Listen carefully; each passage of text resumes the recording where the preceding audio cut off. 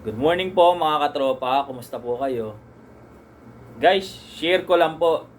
Sobrang hirap po talaga ng buhay.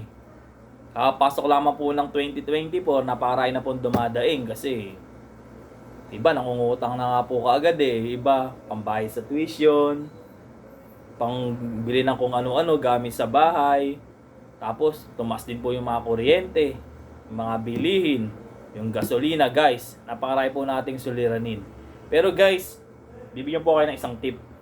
Naniniwala po ba kayo na yung 5 piso po kaya po nating palakihin kahit po sa napakaiksing panahon lang. Kaya po nating palaki 5 piso na yan guys. Nasample lang ko po kayo ha. Nakikita niyo po ba yung 5 piso na yan guys? Ayan ha. 5 piso lang yan guys. Pero kayang-kaya po natin palakihin yan. Panoorin niyo po. Guys, nakita niyo guys, lumaki.